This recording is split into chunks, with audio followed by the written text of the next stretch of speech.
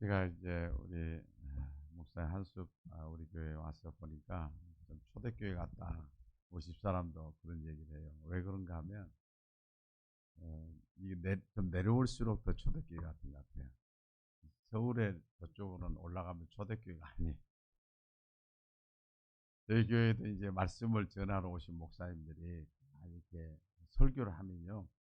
한 15분 정도는 말을 안 해요. 믿습니까? 한 말도 안 해요. 뭐라 그래도 한 말도 안 하는 거예요. 그래서 이렇게 교인들 앉아가지고 말하세요.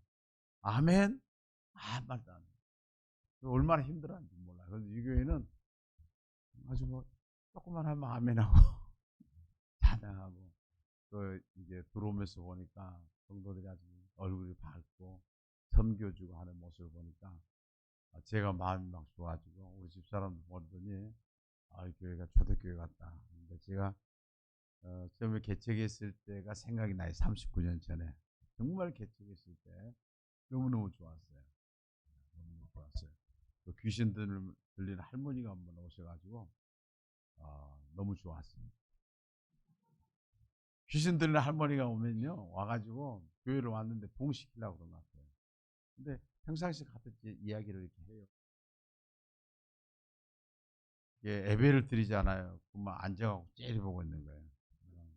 그리고 막 찬송하고 그러면 막 뒤틀려요.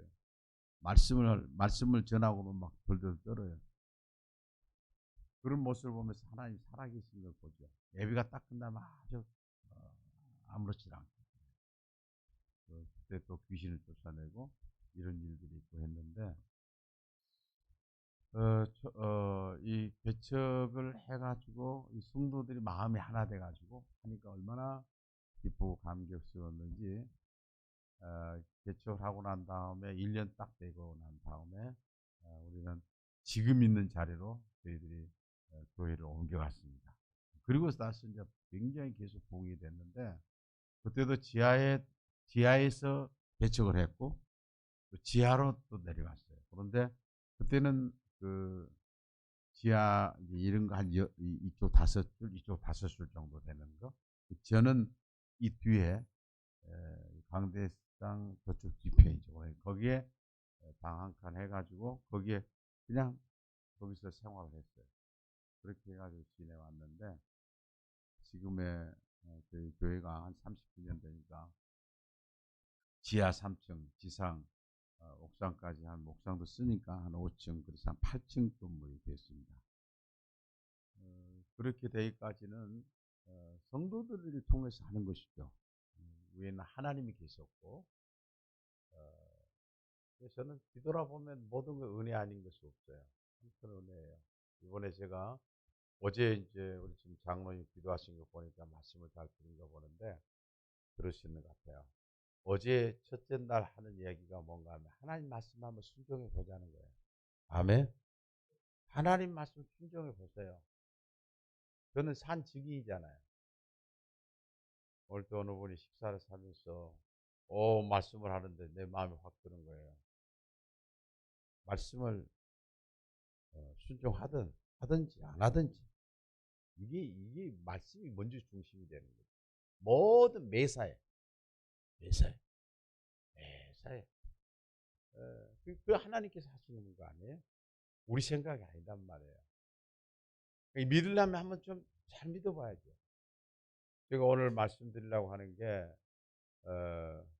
이제 순종인데 하나님 말씀 순종인데 어떻게 순종해야 되느냐 하는 것을 올해 2023년도에 2달 발동을 했습니다. 설교를 하나씩 매주마다 하나씩 설교를 2달 반 정도 설교를 하니까 너무너무 좋았던 거예요. 그래서 이 책갈피를 만들어 가지고 교인들 전부 나눠주고 이대로 살자고 그렇게 된 내용입니다. 내용인데 가장 먼저는 방금 얘기했던 말씀 로마서 12장 1절로 2절에 보면 애회를 회복하라는 거예요. 형제 자매 여러분, 그러므로 나는 하나님의 자비하심을 힘입어 여러분에게 권합니다. 여러분의 몸을 하나님께 기뻐하시는 거룩한 산제물로 드리십시오. 이것이 여러분이 드릴 합당한 예배입니다. 여러분은 이 시대의 풍조를 본받지 말고 마음을 새롭게 함으로 변화를 받아서 하나님이 선하시고 기뻐하시고 완전하신 뜻이 무엇인지 분별하십시오. 이것도 이제 로마서를 우리가 크게 나누게 되면 두 부분으로 나눌 수가 있는데, 그것은 뭔가 하면 믿음과 행함이에요.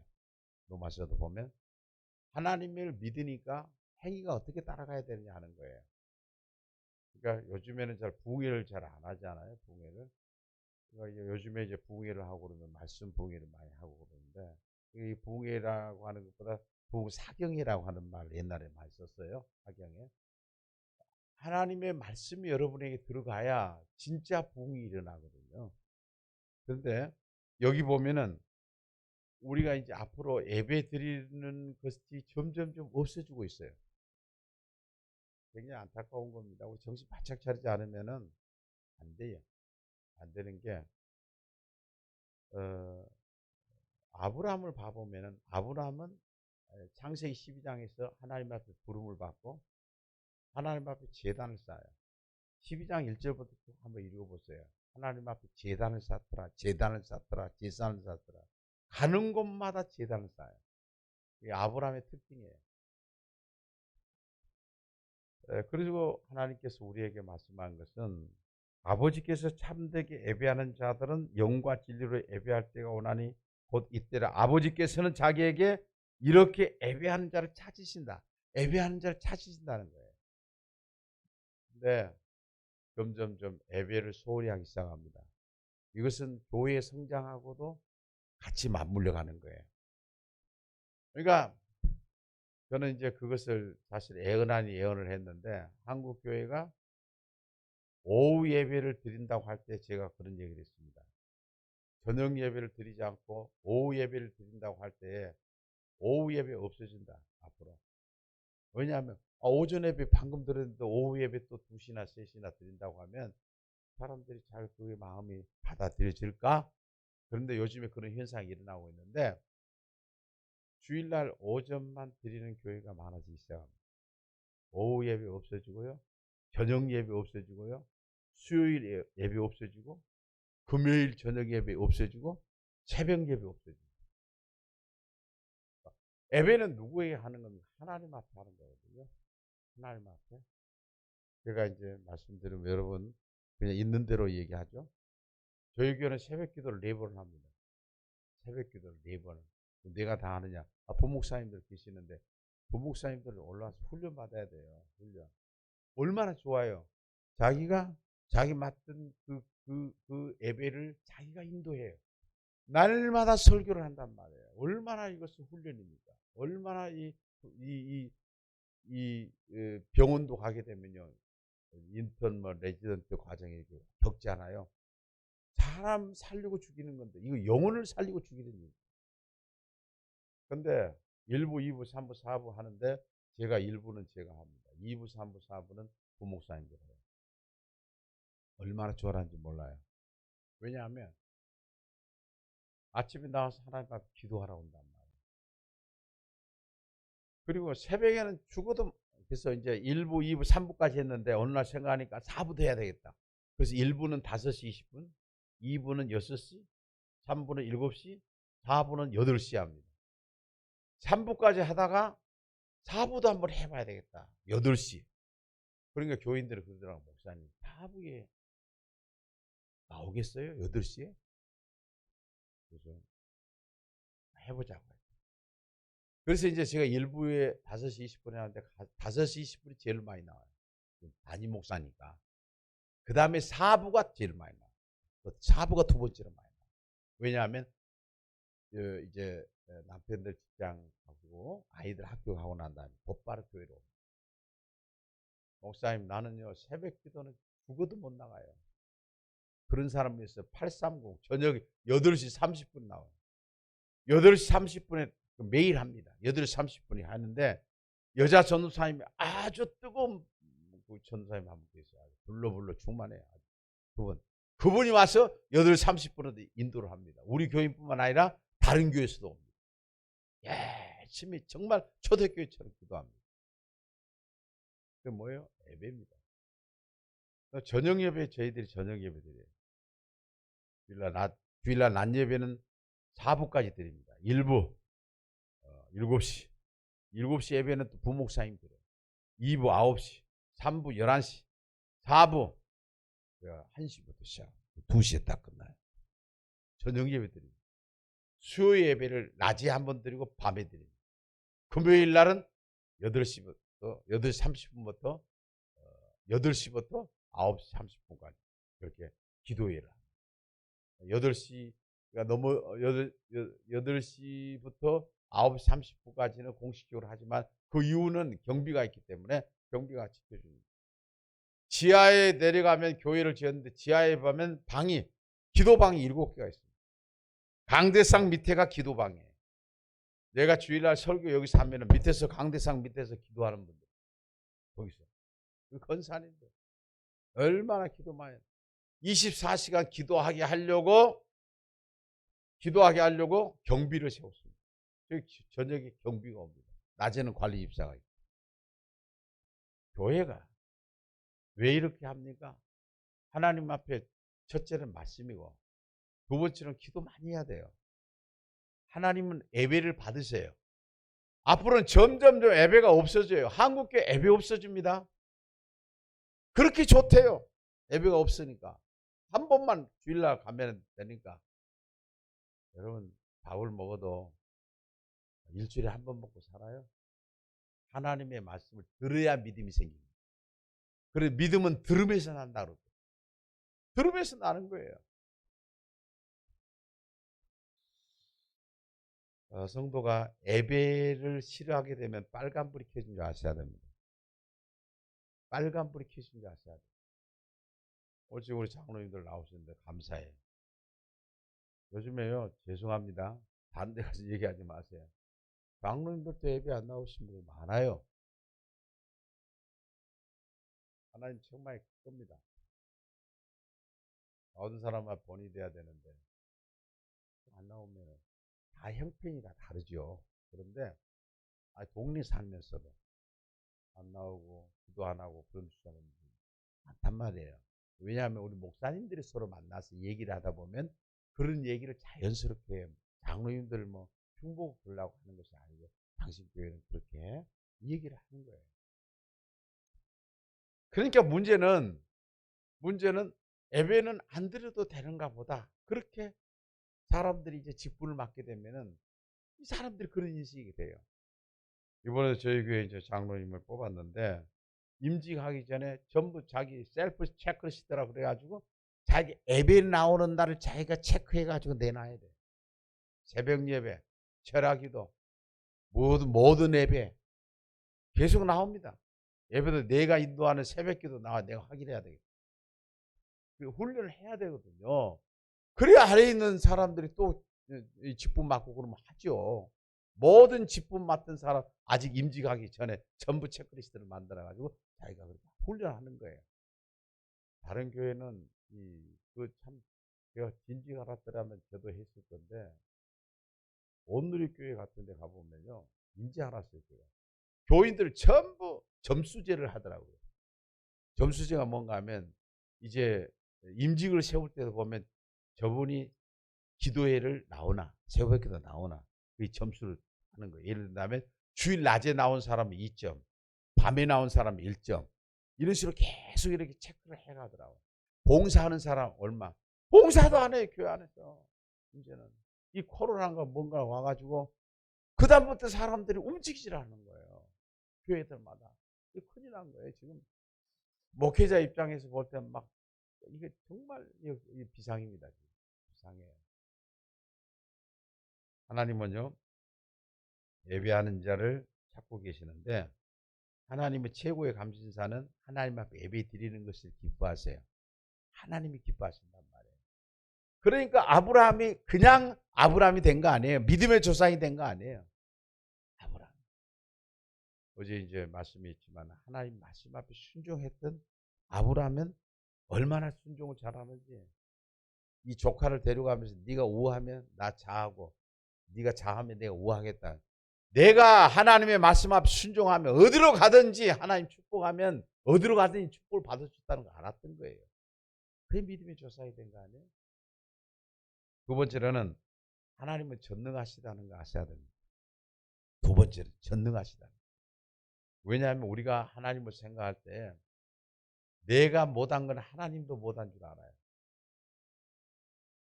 여러분 이 부분을 잘 아셔야 됩니다. 하나님은 전능하시다. 못할 것이 없다는 걸 아셔야 돼요. 이건 또 다른 성경인데 성경을 다 찾아볼 수 시간이 없으니까 성경을 다 찾아볼 수 없는데 그게 바로 당시 17장에서 나오는 말씀인데요.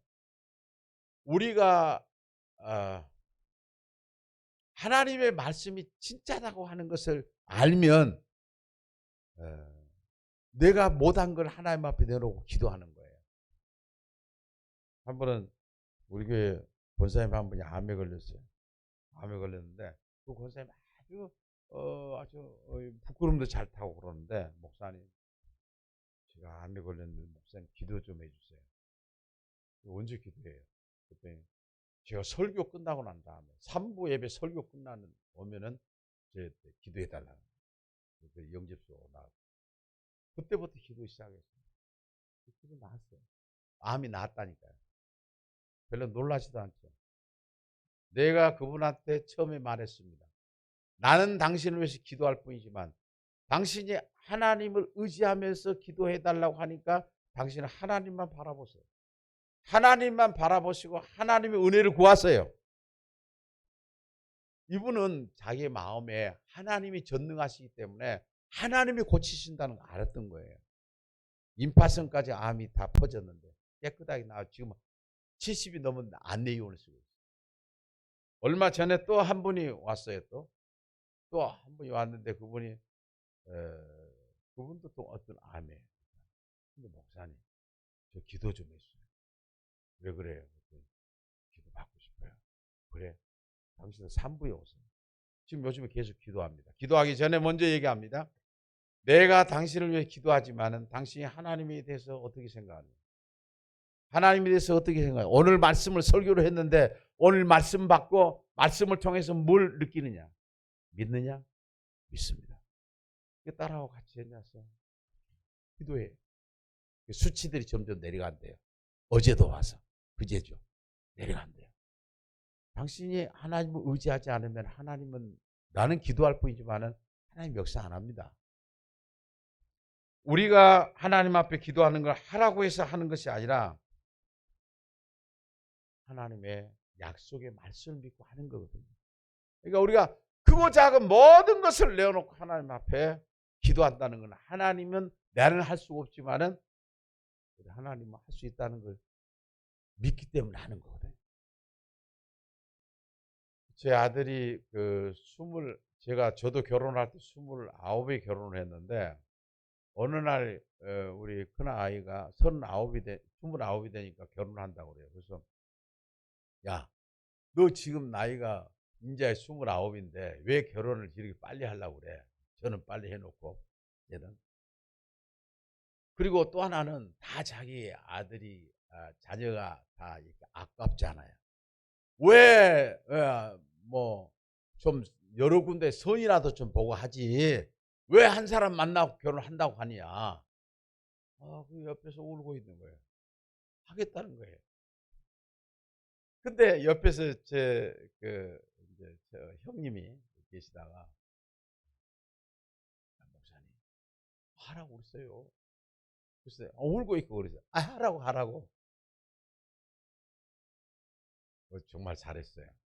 제가 손자가 이제 17, 12살이 됐는데 그때 결혼을 했기 때문에 다행인데 그런데 이 둘째 놈이 있는데 둘째 놈이 이제 결혼을 잘 안 하려고 둘째가 다음에 한다고 자꾸 결혼 다음에 근데 자꾸 여자는 데려와서 친구라고 소개는 하는데 또 바꿔주고 자꾸 그래.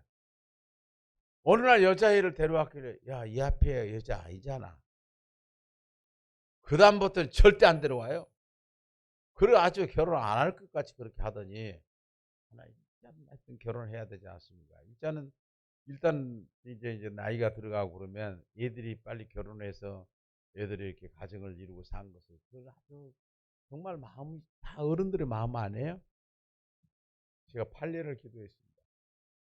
근데 좋은 소식이 지난주에 왔어요. 아빠 나 결혼할래요. 남의 일이니까 박수도 안 치죠. 그래서 이번 주 목요일 날 제가 그 사귀는 애 좀 데려와 봐라. 그때 이제 보고서 상견례 하고 빨리 결혼해갖고 빨리 애 낳아라. 그러려고 지금 하는데 이번 주간을 제가 얼마나 기다렸는지 몰라요. 우리 교인들은 몰라요. 혹시 우리 교인들한테 얘기하지 마세요. 우리 교인들은 몰라요. 그리고 제가 이번에 얼마나 기분이 좋은지 이번에 가서 내가 그렇게 하려고 그래. 이게 주례자를 제가 쭉 생각을 해봤어요. 주례. 누구에게 주례를 맡길까? 주례를 맡길까 하는데 우리 큰아들은 부목사님한테 주례를 맡겼어요. 사람들 놀래요. 어떻게 부목사님한테 주례를 맡기냐고. 근데 그 부목사를 보니까 참 정직해요. 진실해요. 제가 그 부목사를 봐왔거든요. 당신이 내 아들을 축복하고 주례하면 최고로 좋겠다. 우리 그 교수님도 오시고 뭐 굉장히 많아요. 사람들이. 지금 잘 살아요. 그래서 두 번째 이제 이 아이를 하려고 보니까 누구를 할까 계속 생각을 하고 있었는데 어느 날 갑자기 제 마음에 내가 해야 되겠다. 아버지처럼 자식을 사랑하는 사람이 누가 있어요? 내가 하려고 그러니까 우리 아들한테 넌지 물어. 내가 하면 안 되니 그때. 아빠가 해도 괜찮아. 이번엔 내가 목요일 날 지금 만났는데 그 말 먼저 하려고 그래요. 내가 주례하면 못 되겠니? 물으려고 그래요.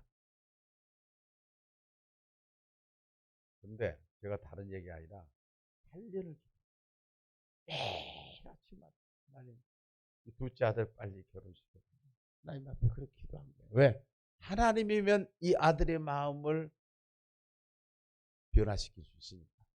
하나님이면 이 아들을 빨리 마음을 변화시켜서 할 수 있을 것인가. 그 마음을 움직이는 건 내가 아니에요. 내가 아니에요. 그래서 하나님께서 움직여줘서 얼마나 좋은지. 내가 너무너무 좋아하니까 우리 집사님 그렇게 좋느냐고. 그렇죠? 결혼 안 하고 있는 자녀가 결혼하게 되면 얼마나 좋아요. 그리고 충영교회, 서울에 있는 충영교회 김영삼 대통령이 나온 다녔던 교회에 권사님이 저희 교회를 한 20년 지금 새벽에 나오신 분이 계세요. 기도를 저희 교회 와서 하는데 그분도 이 딸을 놓고 기도하는데 날마다 1,000번째를 놓고 하나님 앞에 기도합니다. 하나님 이 우리 딸 좀 결혼 좀 시켜주세요. 하나님 결혼하게 해주세요. 이번에 저를 초청하더니 목사님 예배 좀 드려달라고. 이 예배를 드렸어요. 그러면 제가 그런 얘기를 했어요. 권사님 지금 아직은 결혼 안 해서 34살인데 지금은 미국에서 지금 공부하고 있고 그러는데 34살입니다. 권사님 때가 있고 하나님이 때가 있습니다. 하나님의 때는 카이로스라고 하는데 하나님의 때가 있으니까 그걸 바라보고 기도하면서 하나님은 그 딸을 위해서 기도하지만 기도하면서 또 다른 기도를 하시잖아요. 하나님은 그 기도보다 더 중요한 것은 권사님을 통해서 하나님이 기도 영광을 받기를 원하는 거예요. 더 기도하세요. 이 권사님이 정말 그 말씀 앞에 은혜를 받은 거예요. 은혜를 받은 거예요. 우리가 원하는 데가 아니에요. 하나님이 가장 적당한 시기에 하나님 주시기 때문에 그런 거예요. 세 번째로는 최고의 유산을 남겨야 됩니다. 최고 유산이라고 하는 것 신명기 6장 4절로 9절에 보면 자녀에게 최고의 유산은 어떤 유산일까라고 하는 겁니다. 이스라엘아 들으십시오. 주님은 우리의 하나님이시요 주님은 오직 한 분뿐이십니다. 당신들은 마음을 다하고 뜻을 다하고 힘을 다하여 당신들의 하나님을 사랑하십시오. 내가 오늘 당신들에게 명하는 이 말씀을 마음에 새기고 자녀에게 부지런히 가르치며 집에 앉았을 때든지 길을 갈 때나 누워있을 때나 일어날 때나 있을 때나 언제든지 가르치십시오. 또 당신들이 그것에 손을 매어 표로 삼고 이마에 붙여 기호로 삼으십시오. 집 문설주에 대문에도 써서 붙이십시오. 여러분, 여러분이 자녀들은 믿음 생활은 부모가 시켜야 합니다. 하나님이 그렇게 말씀한 거예요. 자녀 교육은 부모가 해야 돼요. 신앙 교육은 부모가 해야 돼. 부모가 해야 돼. 신명기 6장 4절로 9절입니다. 부모가 해야 돼요. 하나님이 그렇게 말씀하지 않아요. 신명기 4장. 지금 이 신명기는 뭔가 하면 가나안 땅에 앞에 놓고서 가나안 땅에 들어가기 전에 이스라엘 백성들에게 거기 가서 살려면 자자손손이 너희가 복을 받으려면 자녀들 너희들이 말씀 가르쳐야 된다. 그래야 말씀 가르치는 그 아이가 거기서 가나안 땅에서 승리하면서 산다. 이거 가르쳤거든요. 지금도 사실은 유대인들은 부모가 가르치고 있습니다. 부모가. 그들의 유대인들은 IQ가 45밖에, IQ가 세계적으로 따지면은 45위예요. 우리나라 사람들 IQ가 몇인 줄 압니까? IQ가 세계적으로 2위입니다. 2위.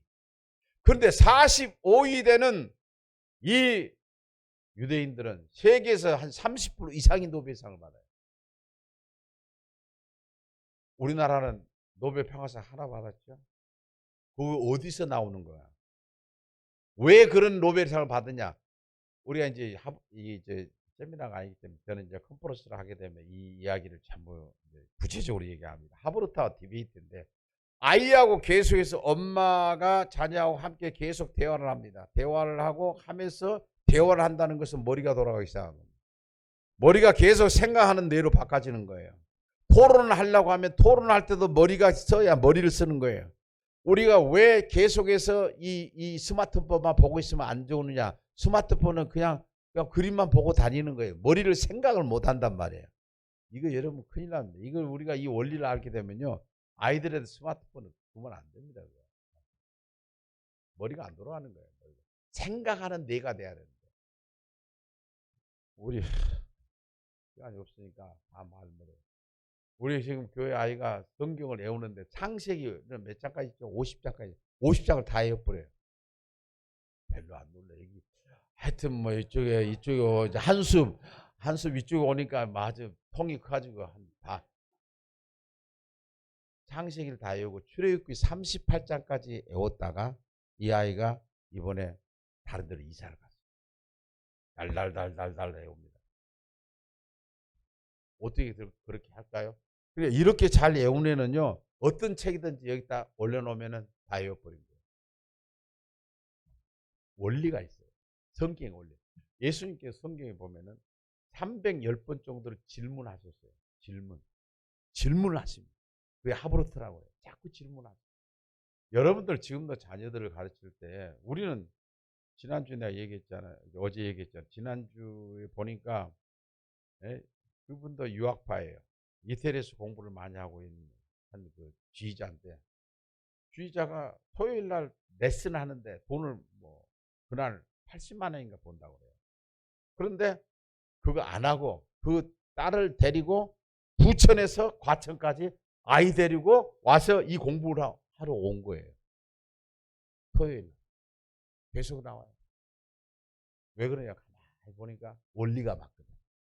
얘가 아주 똘똘하더라고요. 이걸 보니까 계속 엄마하고 대화하는 거예요. 거기 대화에 보면은 하나님은 누구지? 왜 예수님이 십자가에 죽으셨지? 이런 쪽으로 계속 얘기를 하는 거예요. 얘가 확신이 있는 거예요. 거기서부터 깨닫게 되는 거예요. 그리고 성경을 보여주면서 얘기를 하는 거죠. 자, 저는 그 14년부터 제가 시작을 했는데 이 알려져가지고 이제 뭐 외국에도 많이 나가서 강의도 하고 우리 한국에서도 한 5천 명 정도가 목사 그리고 목사님 또 전도사님 교육 관련자가 수료를 했습니다. 수료를 했는데 가르쳐 보니까 다릅니다. 가르쳐 보니까 달라요. 저는 이제 이 컨퍼런스 세미나를 하고 다니면요. 끝나고 난 다음에 장로님들이 되게 저한테 식사를 해드리겠다고 그래요.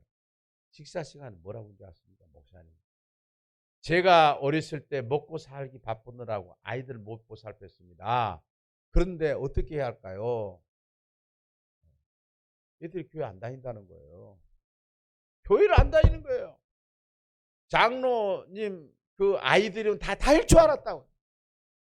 지금도 보면은 장로님 자녀들, 목사님 자녀들 교회 안 다니는 애들이 너무 많아요. 저는 우리 아들이 둘인데 애들이 교회에 나와서 교회에만 다녀준 것도 고맙다. 진짜의 진심으로 하는 거예요. 잘 믿고 안 믿고가 문제가 아니라 교회에 나와서 지금도 신앙생활 하는 그 자체가 너무 고마운 거예요. 이런 시대가 됐다고 말이에요. 그리고 하나는 부모가 본을 보여줘야 됩니다. 부모가 본을 쭉 보여줘야 돼요. 디모데를 볼 때에 디모데의 믿음이 어디서 받느냐? 할머니 로이스와 어머니 유니게에서 받았단 말이에요. 할머니 로이스와 어머니 유니게를 닮았다. 바울이 딱 보니까 이 디모데의 믿음이 할머니 닮고 어머니 닮았다. 그러려고 하면 부모가 믿음을 보여줘야 됩니다. 부모 믿음 보여줘야 돼요. 여러분 집에 가서요 절대 교회에 욕하거나 목사님 욕할 일이 있어도 욕하지 말고 부부하고 같이 욕하다가 얘들 오면 입 딱 끝이면 안 해야 돼. 욕 안 한 게 더 좋고. 그렇죠? 여러분요 교회 욕하지 마세요. 그리고 또 목사님이 아니고 또 뭐 장로님들 욕하고 뭐 교인들 욕하고 누구 또 얘들 듣는데 하지 마세요. 그게 안 갑니다. 엄마나 잘 다니세요. 그때는 말 안 해요. 아빠나 잘 다니세요. 저는 우리 집사람한테도 교회에서 일어난 일을 안 좋은 이야기를 말 안 합니다. 왜냐하면 내가 우리 예를 들어서 장로님을 제가 좀 안 좋게 생각한다고 생각합시다. 그분이 저한테 좀 안 좋은 생각을 가졌다고 합시다. 그러면 우리 집사람이 딱 교회 와서 보니까 그 장로님 보면 저 사람 목사님한테 좀 안 좋게 했다면서 항상 마음이 있을 거 아니에요. 아이들도 마찬가지다. 교회는 종교야. 이렇게 부모가 본을 보여줘야 돼요. 절대 그러죠. 저는 이 이야기를 우리 교인들한테 계속 합니다.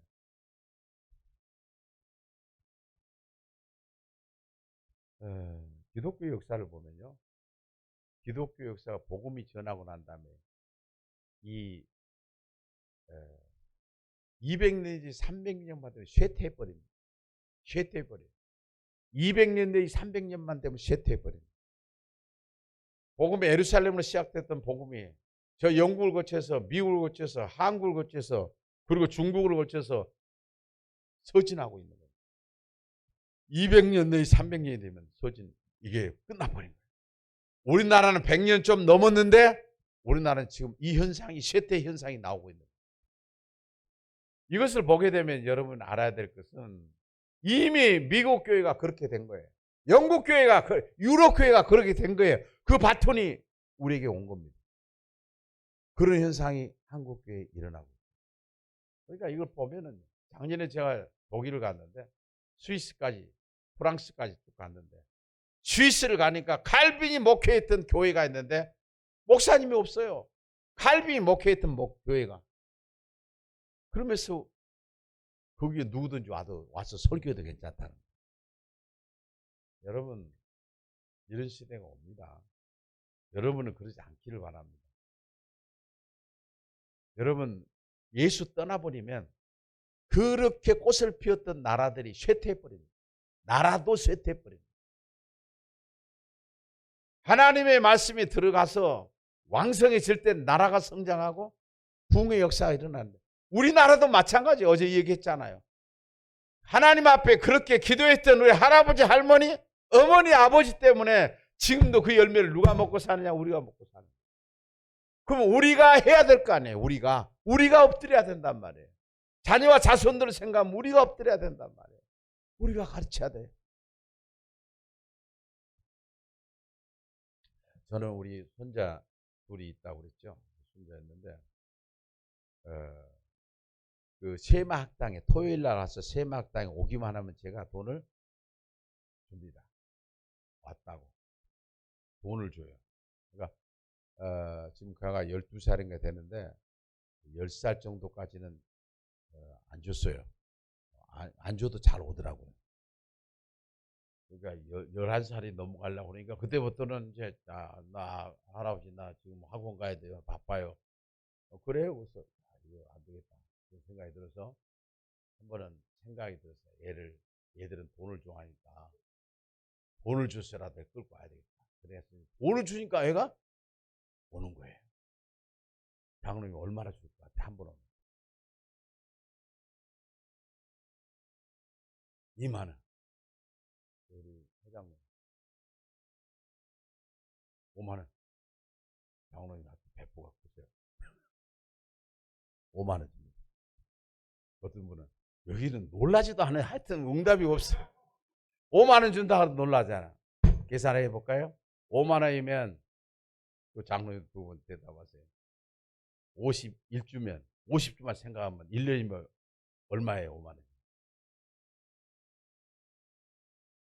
얼마냐고. 매주마다 5만 원씩 주면은 250만 원. 10년이면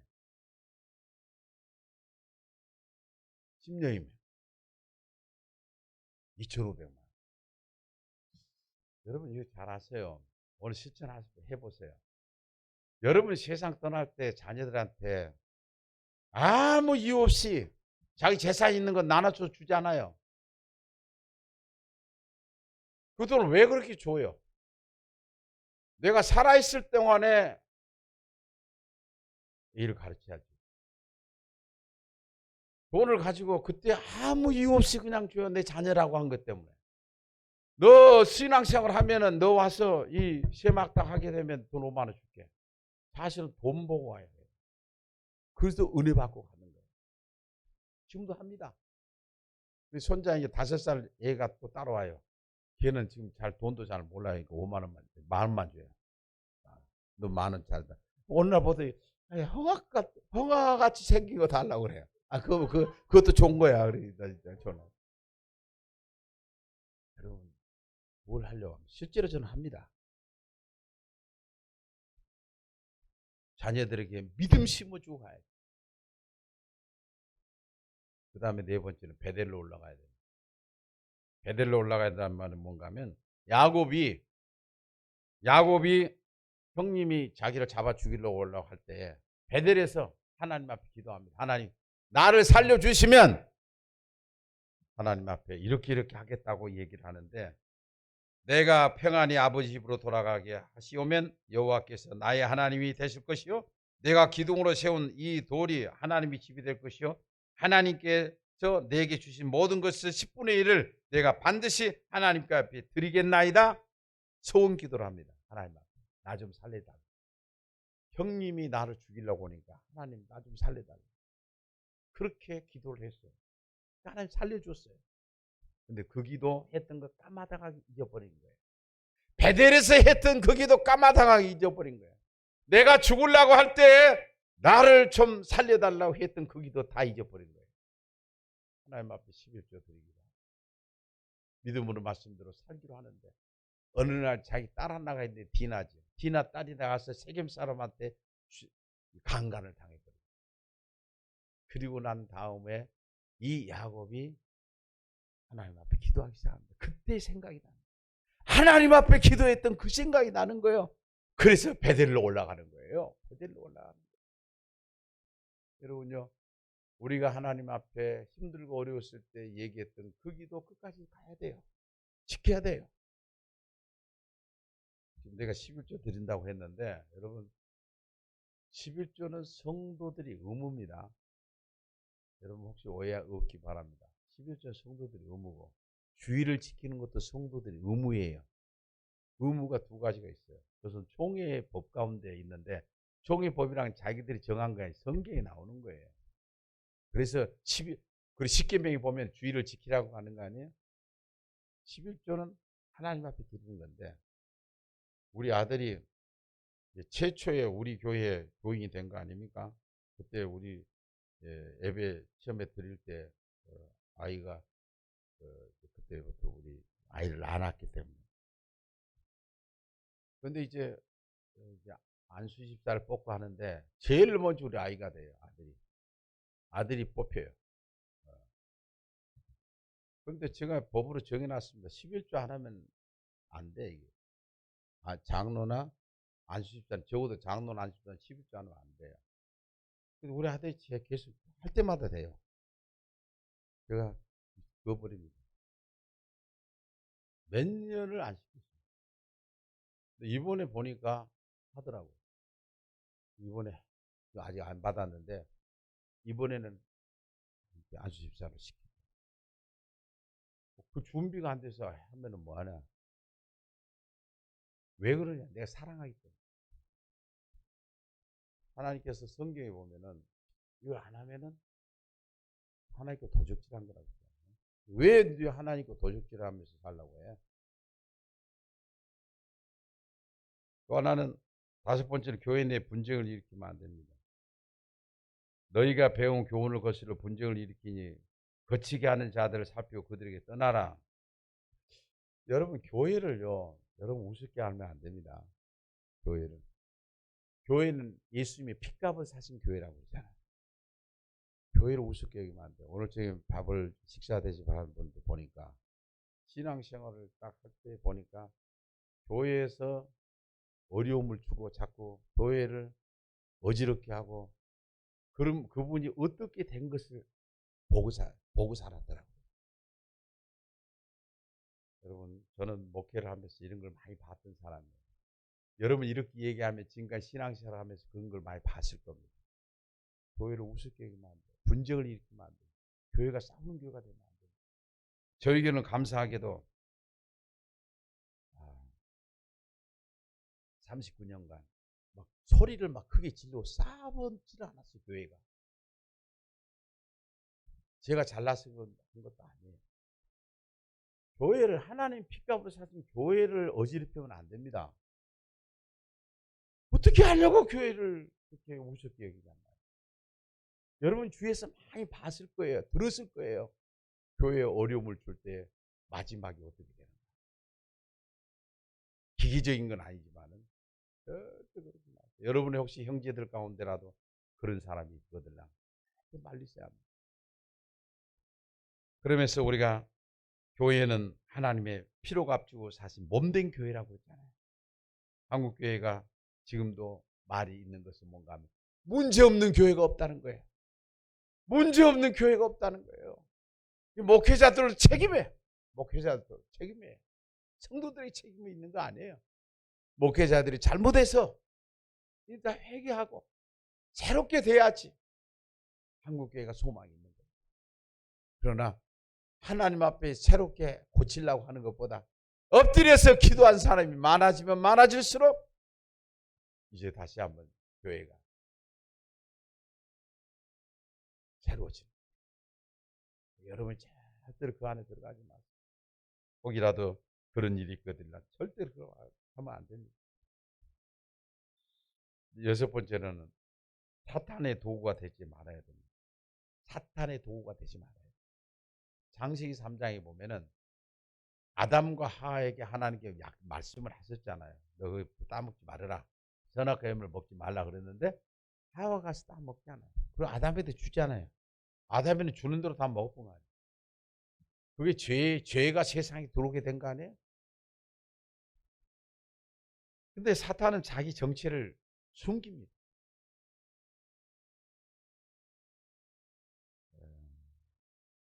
하나님께서 특별히 베드로전서에 보면 사탄은요 우리를 우는 사자처럼 삼킬 자를 찾아서 헤맨다고. 그러니까 지금 우리의 주의를요 계속 봅니다. 사탄은 언제 기회만 되면 덜커덕 물고 가는 거예요. 이 부분을 잘 아셔야 됩니다. 여러분 저는 그 마음이 항상 제 긴장이 돼요. 자, 베드로 속에 사탄이 들어가잖아요. 베드로 속에 들어가요.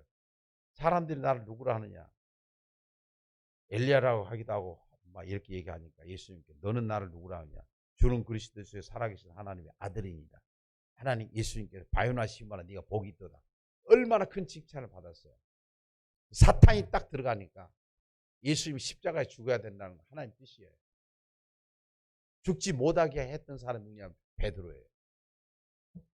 사탄이 들어가서 베드로를 사용하고 있는 거예요. 그때 예수님이 예수 제자 중에서 가장 사랑한 사람이 베드로입니다. 왜? 성경을 보면은요 이름이 먼저 나왔느냐 늦게 나왔느냐 달라요. 아무나 이름을 먼저 쓴 거 아니에요. 베드로, 요한, 야고보. 베드로를 사랑합니다. 근데 사탄이 베드로 속에 들어가니까 베드로가 예수를 못 죽게 하는 거예요. 예수님 뭐하러 왔는데? 인간의 죄를 짊어지고 십자가에 죽으렀는데 못 죽게 합니다. 예수님이 사탄을 물러가요. 사탄이 베드로 속에 들어갔다. 거기서 물러나오게 되는 거죠. 가룟 유다 속에 들어갑니다. 제자 속에 들어가가지고 가룟 유다는 완전히 어둠 속으로 들어갔어요. 회개하지도 못하고 들어갔어요. 여러분, 저는 목회를 하면서요, 지금도 보면 제 고백입니다. 이 사탄의 역사가요, 여기가 있다가 이 문제 해결되면 이리 갔다, 여기가 해결되면 이리 갔다. 동물의 왕국을 제가 상당히 좋아했어요. 근데 동물의 세계를 보면요, 어디서 배웠는지 몰라요.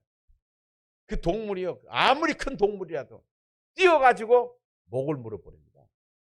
그러면 아무리 큰 덩치 큰 그런 동물이라도 그대로 쓰러져요. 목을 물어버려요. 올라타가지고 아래를 이렇게 아래에 목을 쥐어버려요. 우는 사자처럼. 여러분, 이 사탄에게 밥이 되지 말아야 됩니다. 사탄의 밥이 안 돼. 그러려고 하면은 깨어 믿음에 굳게 서 있어야 돼요. 이걸 보면은 이제 우리가 영적인 인간이기 때문에 저분이 지금 하는 거죠. 사탄의 짓을 하고 있구나. 얘들도 보면 알아요. 자녀들도. 얘가 사탄이 아닙니다. 사탄이 역사하면 사탄의 짓을 합니다. 그때 하나님 앞에 아무 소리 말고 기도해야 돼요. 여러분, 부부간에도 그래 보여요. 부부간에도. 사탄의 짓을 한다고요. 우리 교회 지금도 보면은 1,000번제를 드리면서 하나님, 우리 남편 못된 짓 좀 하지 않게 해주세요. 우리 남편은 음란한 짓 하고 다니는데 이것 좀 못하게 해주세요. 매일 아침마다 이 1,000번째가 올라오는데 내가 이 기도하기도 힘들어. 매일마다 아직 안 됐어. 아직 그러고 돌아다닌가 봐. 사탄의 역사에 그런 현상이 나옵니다. 여러분, 저는 이런 시대 속에서 세상이 그러니까 그런다고 하지만 모든 걸 사탄으로 취급하는 건 아니에요. 요즘에 하고 다니는 거 봐봐요. 이게 지금 인간의 정상적인 생각인가? 아이들의 생각이나. 한 번은 우리 교인 어머니가 전화 왔어요. 우리 딸이 어떻게 됐어요? 가서 보니까 아직 결혼도 안 한 딸이 목을 매 죽었더라. 나는 또 우리 보목사님 데리고 가서 또 이게 인공호흡 시킨다고 막 했는데 이미 죽은 거예요. 어떻게 합니까? 근데 그런 사람들 들어보면요. 그리고 우리 교회 옛날에 와서 그 교도소에서 있었던 그 장로나 있었어요. 근데 그 장로님이 와서 간증을 하시는데 교도관이에요. 오랫동안 교도관. 한국교회 많이 다니면서 굉장히 많이 간증도 했는데 이 살인자들 있잖아요. 살인자들. 뭐 17명 죽이고 그런 살인자들 같이 대화를 하다 보면은 자기가 죽인 거 아니란데 자꾸 자기한테 죽이라고. 그래서 죽인 거예요. 여러분, 지금도 여러분 신앙생활 하면서도요. 자꾸 여러분에게 하나님을 떠나게 하고 예수를 멀리하게 하고 여러 가지 잘못된 부분이 하나님 앞에 어떤 인간과의 관계 속에서도 그런 소리가 생각나거든. 사탄의 소리인 줄 알아야 돼요. 여러분이 예수 안 믿으면 누가 제일 좋아합니까? 사탄이 다시 끌고 가는 거예요. 사탄이 끌고 다시 자기의 종으로 데려가려고 하는 거예요. 그래서 우리 주위를 계속 돈다는 거 아니에요? 우는 사자처럼 도는 거예요. 근데 욥은 그걸 알았어요. 욥에게도 어느 날 사탄이 와서 욥을 이제 치해 가려고 하잖아요. 사탄이 와서 하나님 앞에 물어요. 하나님, 내가 욥을 내가 어떻게 해보겠습니다. 그러니까 욥에 있는 생명은 건들지 말아라. 욥에게 찾아가잖아. 욥을 얼마나 고통스럽게 만듭니까? 그런데도 욥 아내는 이제 그렇게 이 남편에게 어려움을 당하니까 욥 아내가 어느 날 그래요. 하나님 욕하고 죽으라고 그러죠. 그러니까 욥이 뭐라고 하냐면 욥은 바로 쓴 사람이에요. 당신은 어리석은 여자 중에 하나 같도다 그렇게 얘기하죠. 집 나갔어요. 아직까지 안 돌아와. 욥은 어떤 경우든 하나만 바로 서 있어요. 욥은 어떤 경우가 되든 내가 빈손으로 왔으니 빈손으로 가는 게 마땅하지 아니하냐? 나에게 있던 그 모든 것이 있다 한다 할지라도 하나님이 가져가신 걸 내가 어떻게 아느냐? 그 마음이 흔들리질 않아. 욥기 42장에 보면 전무후무한 복을 받다. 전무후무한 복을 받다. 여러분 자신이 사탄의 도구가 되지 마세요. 절대로 도구가 되지 마세요. 또 하나는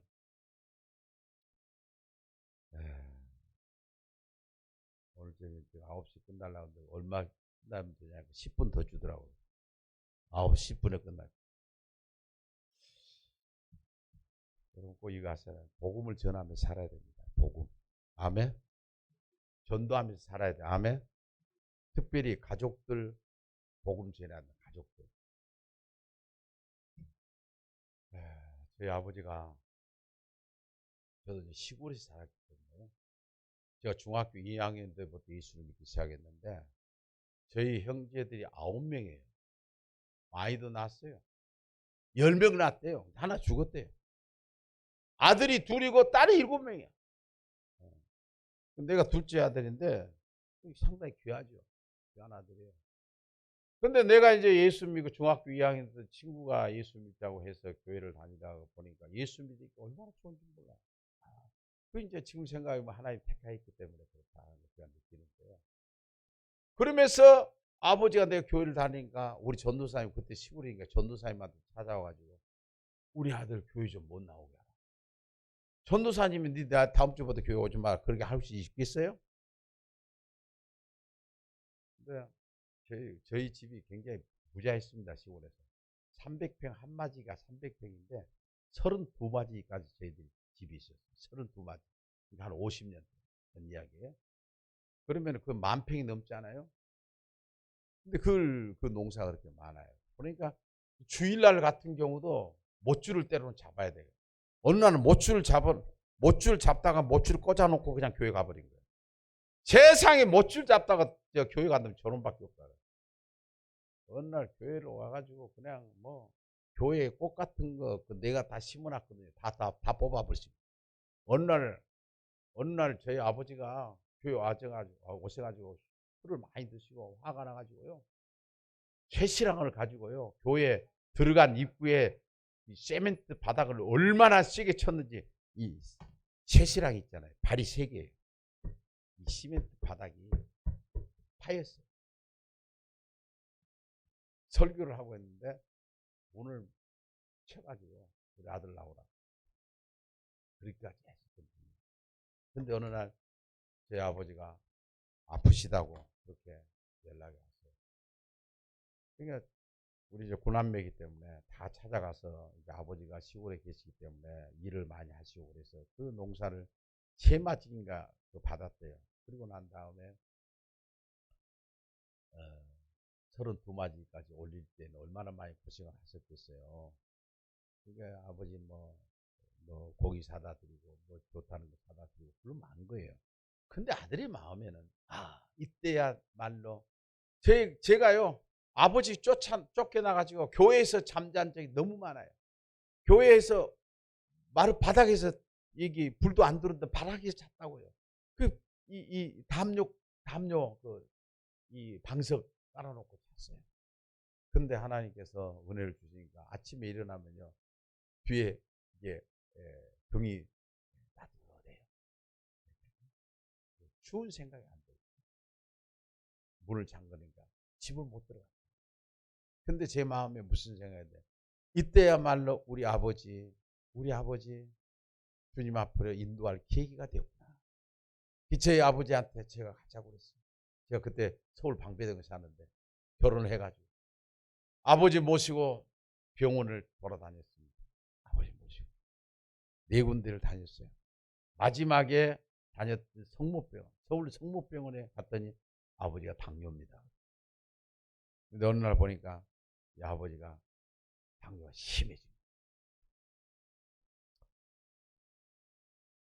부천에 있는 길병원에 그 병원에 있었는데 제1병원, 부천에 제1병원에 있었는데 목회자들은 반이 그때는 무슨 뭐 보험이라든지 없고 그랬는데 반을 이렇게 깎아줘요. 목사님들 가족은 거기에 모셔가지고 입원해 계시는데 어느 날 의사가 나를 불러요. 전도사 때 전도사님 아버지 발가락 하나 잘라야 되겠습니다. 당뇨가 심하니까 발가락 잘라. 일주일이 되니까 또 하나 잘라. 발가락 2개 잘랐습니다. 그 다음 또 일주일 되니까 손가락 하나 잘라. 그 다음에 일주일 되니까 또 손가락 하나 잘라. 그때마다 아버지 예수 믿어야 됩니다. 너나 잘 믿어라. 너나 잘 믿어라. 너나 잘 믿어라. 어느 날은 저를 또 급히 불러서 병원을 가봤더니 아버지의 발등을 자르잖아. 이 당뇨가 심하면요 팔다리를 다 자른다는 거예요. 그 발등을 잘라야 되는데 그날 수술하러 들어가려고 하는데 의사한테 우리 아들 오면 하겠다고 일주일 기다리고 있는 거예요. 아버지 예수 믿어야 됩니다. 그때야 아버지가 발등 자르고 하려니까 아버지가 내가 믿겠다고 그래요. 그래가지고 저희 아버지가 예수 믿었습니다. 예수 믿는데 또 그 후에 얼마 후에 의사가 오라고 가보니까 이상한 일이 생겼습니다. 왜요? 이 손가락이 썩어 들어가다가 멈췄습니다. 더 이상 안 썩어 들어가. 우리 아내도 왔지만 우리 아내가 증인이잖아. 우리 집사람도 고생 많이 했어. 그리고 난 다음에 예수 믿고. 저는 결혼하기 전에 사실은 우리 집사람하고 약속을 했습니다. 제가 둘째 아들이에요. 가만히 보니까 형님하고 아버지하고는 성격이 둘이 똑같아요. 잘 부딪혀요. 내가 아버지 모셔야 되겠다 생각이 들어서 제가 우리 집사람한테 나는 둘째 아들이지만 나 결혼하게 되면 아버지 내가 모실 것이다. 우리 어머니가 좀 많이 아프셨어요. 할 수 있느냐. 그리고 내가 지금 목사를 할 건데 목회의 길을 거는데 돈 벌려고 목회하는 거 아니다. 그러니까 돈 벌지 않을지라도 함께 할 수 있느냐. 하겠대.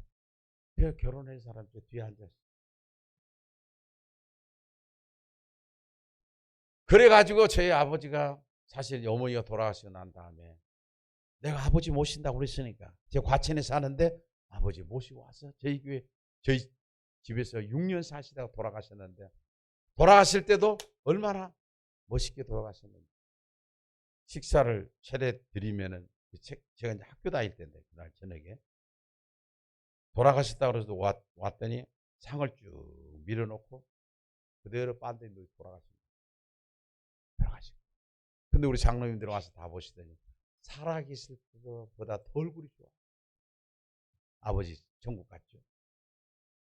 두 번째는 우리 형님 하나 있는 형님이 나 교회 다닌다고 얼마나 핍박하고 우리 형님보다 형수가 핍박을 하더라고요. 형수가. 그래서 제가 그래도 목사인데 집에 가보면 뭐 불자 그런 거 막 계속 걸려있고 이 뭐 유명한 전로는 다 돌아다니고 형수가 끌고 다니. 형님은 사실은 군대 가서 세례까지 받은 분이에요. 그런데 어느 날 형님이 아프더라고. 형님이 아파.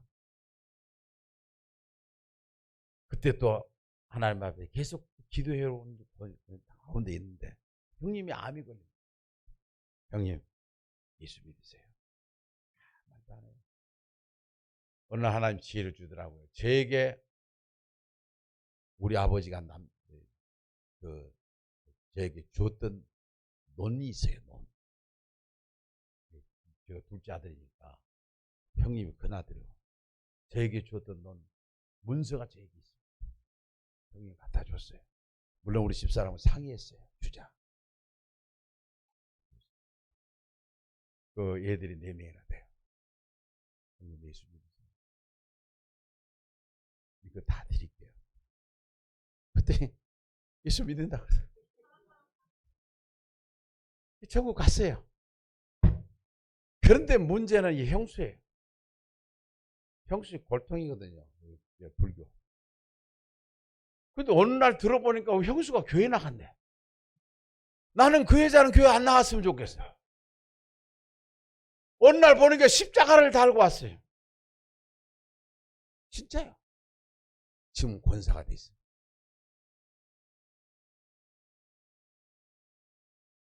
우리 큰 누님 세상 떠날 때 제가 나름대로 큰 누나한테도 가서 그 병상에 누워 있을 때 전도하고, 둘째 누나, 셋째 누나는 매형도 돌아가시고, 형님까지 하면 3명 돌아가셨어요. 다 예수 믿고 돌아가셨어요. 그 밑에 9명이니까 나머지 새벽마다 계속 기도합니다. 무엇보다 내가 목사인데 우리 형제들 예수 안 믿으면 어떻게 돼요?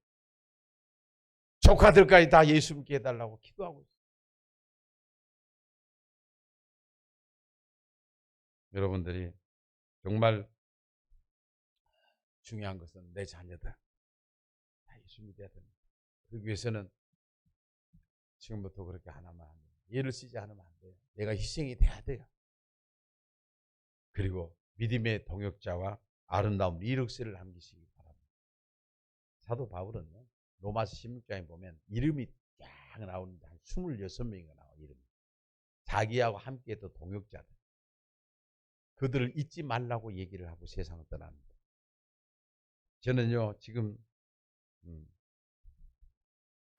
저희 교회 지금 살아계십니다만, 저희 교회 개척을 했을 때 그냥 된 거 아닙니다. 개척을 했는데 장로님 한 분이 딱 1년 되니까 저희 교회에 왔었어요. 그때부터 이분이 사업하신 분인데, 그분이 때로는 1억도 내고, 그때 당시 1억이 뭐 엄청 큰 거예요. 39년 됐어요. 때로는 2억도 내고, 막 그러다 보니까 교회가 힘이 생기는 거예요. 그래가지고 그 밑으로 이사를 오고, 그래 해가지고 성장이 된 거 아니에요. 어느 날은 제가 이제 우리 목사님 함께 고대 석사과정을 다 했는데, 석사과정을 들어갔다고 그러니까 목사님, 제가 학비를 다 댈게요. 그걸 안 하고 싶더라고요. 왜냐하면 또 다음에 무슨 일이 있으면 내가 학교 보내줬지 않느냐, 그 말 나올까 봐서 안 한다고. 그런데요, 이 지금 39년이 지냈잖아요. 원로 장로님이 됐어요. 나는 지금도 그분을 굉장히 존중해 여겨요. 다른 장로님들이 시기할 정도로 그분을 내가 어디 가나 그분 붙들고 가장 먼저 앞장서고, 옛날을 잊지 말아야죠. 잊을 수가 없는 거예요. 그분을 잊을 수가 없는 거예요. 어디로 가나 이분 자랑합니다. 제가 어디로 가나 제가 다 한 것 아니에요. 하나님이 동역자들을 함께 해주니까 그분들과 같이 가는 거예요. 하나님의 일은 같이 가는 거예요. 제가 이 교회도 이번에 보니까 이렇게 보니까 다 상가에게 건물이 있고 그러는데, 요즘 사람들이 사람이 달라져 버린 거예요. 옛날에는 제가 개척할 때만 해도 지하 2층에 3층 그런 데도 찾아갔다고요. 내가 가서 자리 하나 앉아주면 좋겠다 해가지고 찾아갔는데, 지금은 안 가려고 그래요. 그러니까 그때는 그냥 교회만 개척, 십자가만 세우면 사람들은 몰러 왔다고요. 제가 능력이 있어 그런 것도 아니에요. 요즘에는 개척교회 잘 안 가요. 여러분 훌륭합니다. 여러분들이 이 삼각교회에 와가지고 여러분들이 이렇게 함께 한다고 하는 게 훌륭한 거예요. 옆에 사람 인사 한번 해요. 훌륭합니다. 당신은. 당신 훌륭하십니다. 아 진짜요. 지금 다 빤듯한데 이렇게 하려고 하는데, 여러분, 저는 그분을 잊을 수가 없는 거예요. 잊을 수가 없는 거예요. 저도 생각할 때 보면은 어디라도 하나 이렇게 마련해가지고 해놓으면 얼마나 좋을까. 그런데 마지막 이 말씀 하나 하고 마칠게요. 김동진 그 배우가 장로로 있을 때 뮤지컬이 있었어. 뮤지컬인데 그 뮤지컬이 모세라는 뮤지컬이에요. 그런데 김동진 장로는 모세로 나오다. 뮤지컬을 봤는데 얼마나 감동적인데, 그 안에 있는 내용은 다 잊어버려요. 근데 마지막이 되니까 김동진 장로가 딱 앞에는 이제 지금은 목사 됐을 거예요. 딱 나와가지고 하는데, 이제 모세가 이스라엘 백성들을 다 이끌고 가나안 땅으로 이제 보내놓고 자기는 비스가산에 죽어요. 비스가 죽는데 하나님께서 모세를 데리고 가요. 데리고 가는 장면인데 이 앞에 무대잖아요. 무대인데 불이 싹 꺼지더라고요. 꺼지는데 저 한쪽에서 불빛이 모세한테 딱 비쳐요. 모세한테 비치면서 아주 조용하고 나직한 소리로 이렇게 말해요. 모세야, 가자. 감동. 모세야, 가자. 하나님. 지금도 그건 정말 감동. 모세야, 네 그동안에 수고했지? 너가 내 말을 들어줘서 고맙다. 모세야, 가자. 이제 너를 위해서 준비된 하나님 나라가 있지 않느냐? 가자.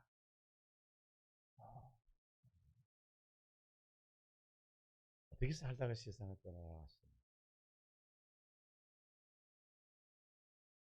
오늘 저녁에 다시 한번 우리 자신들 좀 생각해 보면서 지금 잘 살고 있는가? 내 목표는 뭔가?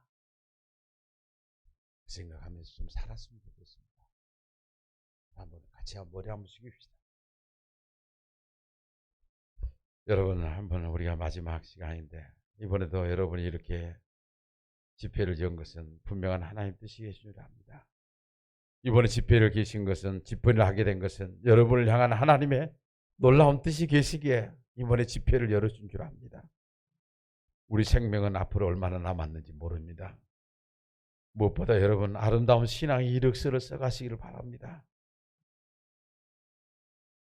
지금까지 내가 그거 모르고 살았다면 하나님, 내 인생이 앞으로 얼마나 남았는지 잘 모르겠지만 하나님 잘 살겠습니다. 아름다운 이력서를 쓰면서 살겠습니다. 그리고 자녀들에게 본이 되고 엄마, 아빠, 할머니, 할아버지로서 본이 되며 살겠습니다. 이제는 후회함이 없는 좀 삶을 살고 싶습니다. 하나님 도와주세요.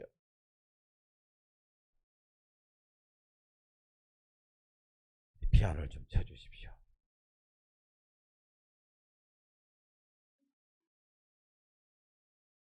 이 시간에 여러분 자신을 좀 돌아보면서 언젠가 하나님 앞에 결단했던 베델에서 무릎을 꿇고 하나님 이분만 살려주시면 내가 어떻게 하겠다고 하나님 앞에 결단했던 적은 없나요?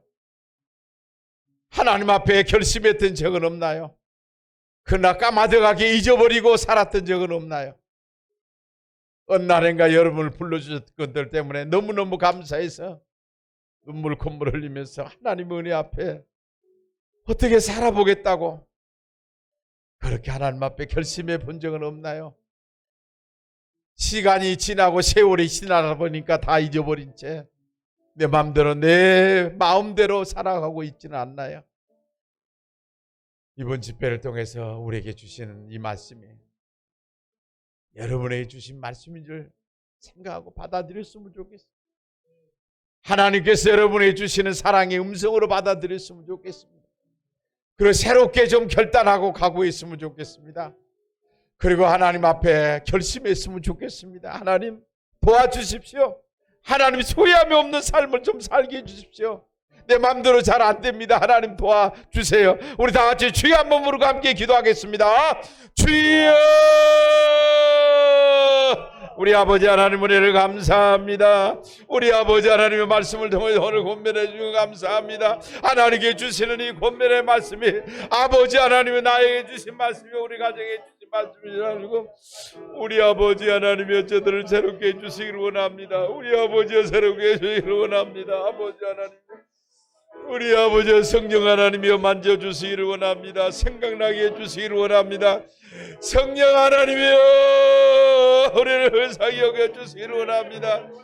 우리 아버지 하나님이여 저들을 사랑한 줄 압니다. 아버지 여겨나게 하시고 우리 아버지 하나님 잊어버리지 않게 해주시기를 원합니다. 흘러버리지 않기를 원합니다. 아버지여 저들에게 주신 말씀인지 알고 받아들이게 하시고 우리 아버지여 어찌할꼬 우리 아버지여 새롭게 해주시기를 원합니다. 이번에 집회를 끝나고 교회가 새로워지기를 원합니다. 우리 교인들이 새로워지기를 원합니다. 하나님이여 영광을 거두어 주시기를 원합니다. 아버지여 우리 아버지여 은혜를 베풀어 주시기를 원합니다. 오 할렐루야. 한수 우리 교회를 하나님 사랑하신 줄 압니다. 교인들을 사랑하신 줄 압니다. 좋은 교인들 하나님이 이뻐하는 교인들 나 되기를 원합니다. 악한 마귀에 사로잡히지 않고 성령에 사로잡힌 교인들 모두가 되게 하여 주옵소서. 주님을 찬양합니다. 우리 주님을 찬양합니다. 감사합니다. 아버지 하나님 우리 아버지여 감사합니다. 우리 아버지여 감사합니다. 주님을 찬양합니다. 감사합니다. 아버지 감사합니다. 아버지 감사합니다. 아버지